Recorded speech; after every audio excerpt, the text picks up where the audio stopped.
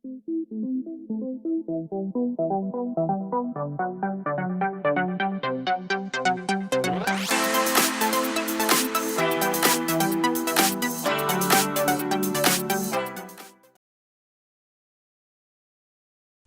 to a new episode of Diálogos Digitales.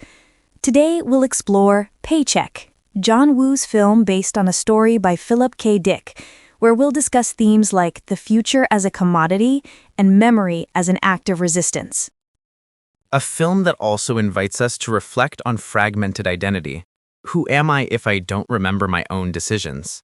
What first strikes me about Paycheck is that despite being a 2003 film, it seems to anticipate with chilling clarity the world we live in today.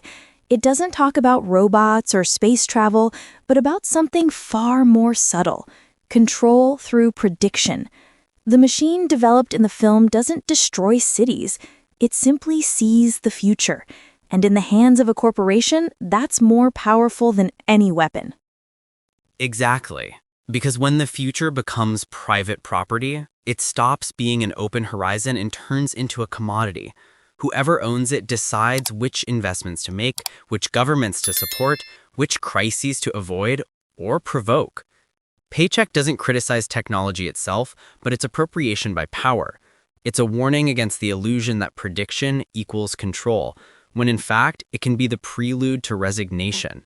And that's where the film's most radical gesture comes in. Michael Jennings, the protagonist, chooses to erase his own memories. It's not imposed amnesia, it's a deliberate choice. By forgetting what he knows, he becomes unpredictable.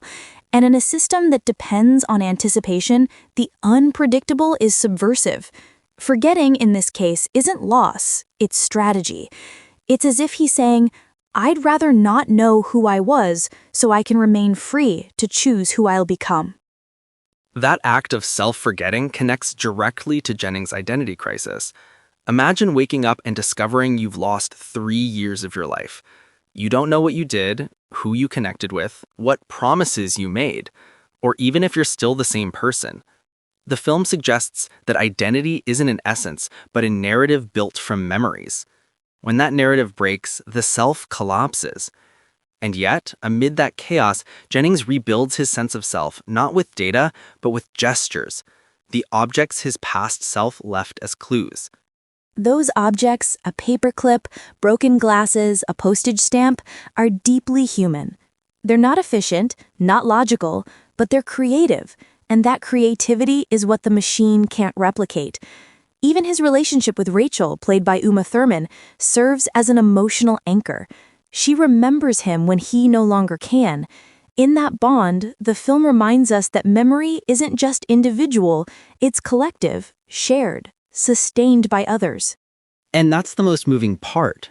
In a hyper-rational world where everything is reduced to data and predictions, what saves Jennings isn't logic, but trust in the unforeseen.